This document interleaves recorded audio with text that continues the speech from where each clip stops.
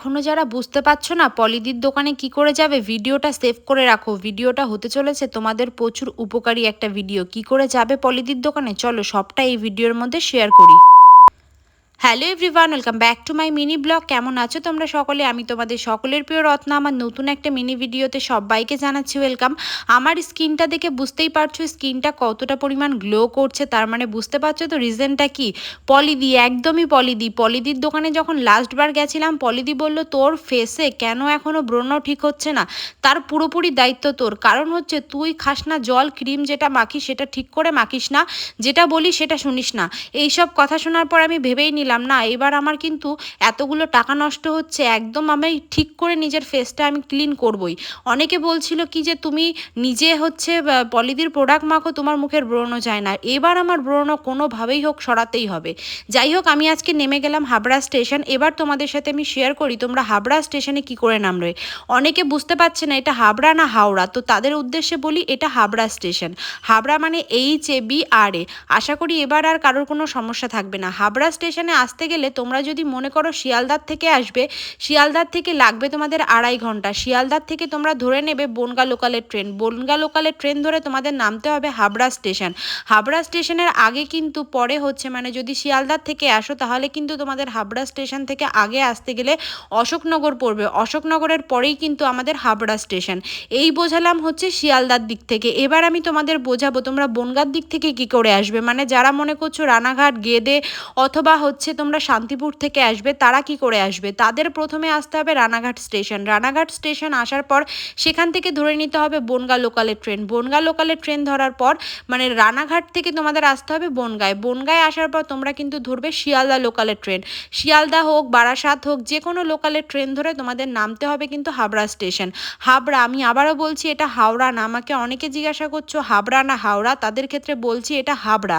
তো যাই হোক, তোমাদের নামতে হবে হাবড়া স্টেশন। তো বনগাঁ থেকে যারা আসছো তাদের কিন্তু মানে এই হাবড়া স্টেশনের আগে যে স্টেশনটা পড়বে সেটা হচ্ছে সংহতি। আশা করি এই ভিডিওতে তোমাদের খুবই হোপফুলি হবে আমি সুন্দর করে অ্যাড্রেসটা বুঝিয়ে দিলাম।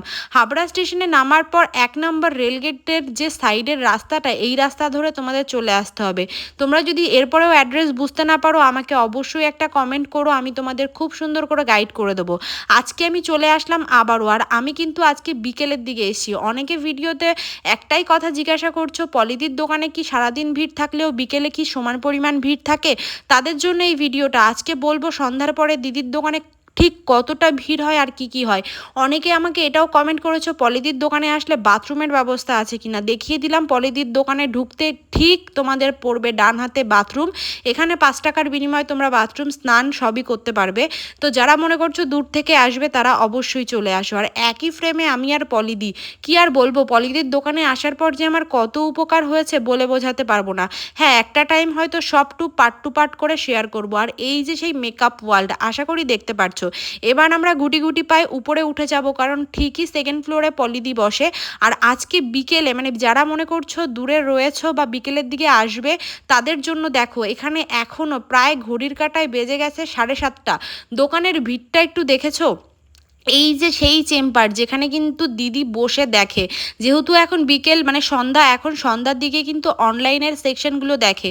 যারা কমেন্ট করো অনলাইনে প্রোডাক্ট অর্ডার দিয়েছি কেন পাচ্ছি না, কেন লেট হচ্ছে, দেখো রেগুলার যদি 1 থেকে 150 মানে 100 থেকে 150 লোক অনলাইনে প্রোডাক্ট অর্ডার দেয়, একটা দিনের মধ্যে কিন্তু কভার করা সেটা কখনোই সম্ভব না। পলিদি হয়তো 9:30 10টা অবধি শপে থাকে, কিন্তু তারপরেও কিন্তু অফলাইন অনলাইন দুটো দিকই দিদির একাকে সামলাতে হয়। সেই কারণে কিন্তু দোকানের ভিড়টা বেড়েই যায়।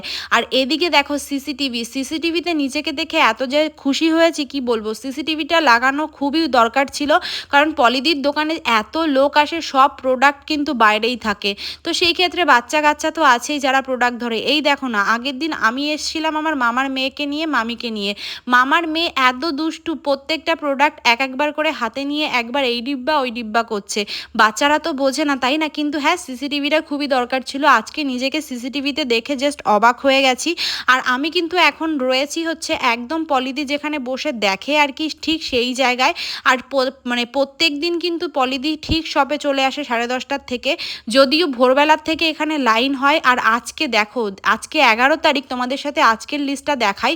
অলরেডি 7:30টার সময় 132 জনকে দেখা হয়ে গেছে। এখনও কিন্তু রাত্রির অবধি পলিদি দেখবে, তার মানে বুঝতে পারছো প্রায় 200 ছুঁই ছুঁই হবে। প্রত্যেক দিন যদি এত ভিড় হয় তাহলে বলোই না একটা মানুষের পক্ষে অফলাইনে দেখার পর অনলাইনে কি করে সম্ভব হয়। তারপরেও অনলাইনে যারা দূরে ভালো ভালো কাস্টমাররা রয়েছে, ভালো ভালো দিদিভাইরা রয়েছে যারা অনলাইনে নিতে চাও, তাদের জন্যও কিন্তু পলিদি দিনরাত কষ্ট করে যাচ্ছে।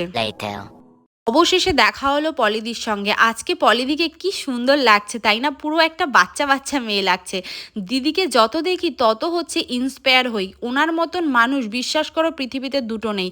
আজকাল যে কোনো দোকানে যদি আমরা প্রোডাক্ট নিতে যাই জানো তো, সেখানটায় আমাদের পুরো বলদ বুঝিয়ে হাজার হাজার টাকা আমাদের কাছ থেকে নিয়ে প্রোডাক্ট দেয়। তো সেই ক্ষেত্রে আজকের যুগে দাঁড়িয়ে পলিদি প্রত্যেকটা মেয়ের পাশে দাঁড়ায়, আর প্রত্যেকটা মেয়ের সামর্থ্য অনুযায়ী কিন্তু দিদিভাই প্রোডাক্ট দেয়। কাকেও মানে কাউকে কোনো জোর জুলুম নেই যে তোমার এই প্রোডাক্টটি নিতে হবে, এই টাকার মধ্যেই নিতে হবে। তোমার যেটা সামর্থ্য তুমি সেই সামর্থ্য অনুযায়ী প্রোডাক্ট নাও। আসো না 2 থেকে 3 বার এসে প্রোডাক্টটা নাও, স্কিনটা দেখো। এখানটায় কিন্তু পলিদির দোকানে যারা আসবে তাদের প্রত্যেকের স্কিন টেস্ট করে প্রোডাক্ট নেওয়া যাবে, হেয়ারও টেস্ট করে প্রোডাক্ট নেওয়া যাবে। এক্ষেত্রে দিদিভাইকে বলতে হবে যে আমি টেস্ট করিয়ে প্রোডাক্ট নিতে চাই, তার জন্য যদিও আলাদা চার্জ আছে। কিন্তু দিদির দোকানের প্রোডাক্ট একবার যে মেখেছে সে কিন্তু পুরোপুরি পলিদির ফ্যান হয়ে গেছে। আর আমি তো পলিদির প্রোডাক্ট মেখে নিজের স্কিনটা কতটা ভালো করেছি সেটা দেখতেই পারছো। আমার চুলের অবস্থা প্রচণ্ড খারাপ ছিল, সেখানটায় দাঁড়িয়ে আমার চুলটা এখন এতটা সুন্দর হয়েছে, আমি গর্বের সহকারে বলতে পারি পলিদি ইজ বেস্ট। তো ওনার কাছে না আসলে হয়তো আমি আমার চুলের সলিউশন কোনোদিনই পেতাম না। তো মোটামুটি এখানটায় কিন্তু পলিদি প্রত্যেকটা মানুষকে জিজ্ঞাসা করে তুমি কত বাজেটের মধ্যে প্রোডাক্ট নিচ্ছ। এখানে কোনো জোর জুলুম নেই যে তোমাকে 2000 টাকার, 1000 টাকার, 1500 টাকার, 5000 টাকার প্রোডাক্ট নিতে হবে। তোমার যেমন সামর্থ্য তুমি সেই সামর্থ্য অনুযায়ী প্রোডাক্ট নিতে পারো। আর এখন তো অনলাইনে সিস্টেম রয়েইছে, যারা দূরে দূরে থেকে ভাবছো পলিদির দোকানে আসবে কি আসতে পারছো না, এখানে এসে দেখাতে পারছো না বা এতটা ভিড়ের মধ্যে দেখাতে চাইছো না, তারা কিন্তু বাড়িতে বসেই পলিদির প্রোডাক্ট ইউজ করতে পারো। এক্ষেত্রে তোমাকে আগে পেমেন্টটা করতে হবে। আগে পেমেন্ট করার কথা কেন এখানটায় দিদি বলছে সেটা যদি কারোর ব্যক্তিগত জানতে ইচ্ছা করে দিদির সঙ্গে কন্ট্যাক্ট করে নিও। আমি যতটুকু জানি ততটুকু শেয়ার করলাম। আর আজকে আমার ফেসটা ঠিক দেখো, এই যে রিসেন্ট আমি যখন নিজের স্কিনের ব্রণগুলো দেখি নিজেরই এতটা খারাপ লাগে কি বলবো। ফাইনালি আমার স্কিনের ব্রণগুলো ঠিক হতে চলেছে। পলিদির দোকানে সন্ধ্যার পরেও কিন্তু মারাত্মক লেভেলের ভিড় হয়, তাই সবাইকে একটাই রিকোয়েস্ট করব, যারা মনে করছো দূর থেকে আসবে একটু সকালবেলা এসো, কারণ কিন্তু সকালে আসলে তোমরা ধীরে সুস্থে পলিদির সাথে দেখা করে প্রোডাক্ট নিতে পারো। আর যারা অনলাইনে প্রোডাক্ট নেবে তাদের বোঝানোর জন্য তো আমিই আছি। আজকের ভিডিওটা এই পর্যন্ত রাখছি, কেমন লাগলো কমেন্ট করে জানিও।